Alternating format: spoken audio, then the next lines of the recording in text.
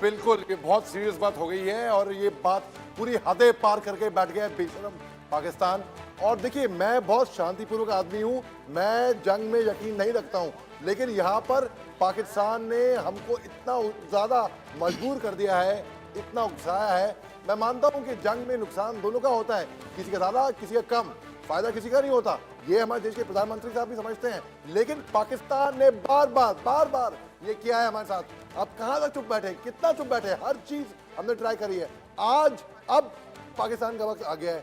उनका, मुझे लग रहा है, उनका नक्शा ग्लोबल मैप पे से मिटने वाला है। अब ये पाकिस्तान नहीं रहेगा, ना ही इसका आतंकिस्तान तो एक जगह रहेगा, आतंकिस्तान वहां नाम रख दें।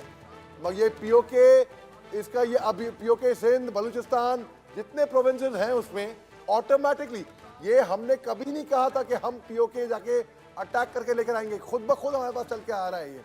और पाकिस्तान ने ये हिमाकत करी है ना, जो हिमाकत करी इन्होंने, कल जो हिमाकत करी इन लोगों ने, 15 मिलिट्री एस्टैब्लिशमेंट को जो निशाना बनाया है जी, मगर ये कामयाब नहीं हुए अपने नापाक मंसूबों में। इनको ऐसा याद दिलाएंगे, ये आप बिल्कुल, इतना हम एक हिंदुस्तानी का खून खौल उठ रहा है। इन्होंने हमें बांटने की कोशिश करी, हम लोग एक हो गए पूरे। ये मुट्ठी है मनु भाई, ये पांचों उंगली बराबर नहीं है, लेकिन ये बन जाती है यूं तो एक बन जाती है मुट्ठी। लेकिन आपको बता दें कि देश के रक्षा मंत्री इस वक्त एक्शन में आ चुके हैं। देश के प्रधानमंत्री नरेंद्र मोदी पल पल की जानकारी ले रहे। अब तक तो 100 मिसाइल्स और 56 ड्रोन्स को टारगेट किया जा चुका है और सीडीएस यानी कि तीनों सेनाओं के प्रमुख तीनों सेनाओं के साथ एक बैठक कर रहे हैं। सीडीएस तीनों सेनाओं के प्रमुखों के साथ एक बैठक कर रहे हैं। मुझे लगता है कि भारत भी एक बड़ा हमले करने की तैयारी कर रहा है। अब तक अगर 100 मिसाइल्स और 56 ड्रोन पाकिस्तान ने 100 मिसाइल्स और 56 ड्रोन से हमला किया है, तो आप समझ सकते हैं कि पाकिस्तान ने अपनी किस तरीके से हदें पार की हैं। और अगर इतनी बड़ी तादाद में हमले सिविलियंस पर करने की कोशिश की गई है, अगर इतनी बड़ी तादाद में हमले अगर तमाम उन जगहों पर करने की कोशिश की है, तो आप सोच सकते हैं कि आखिर ये क्या मामला है।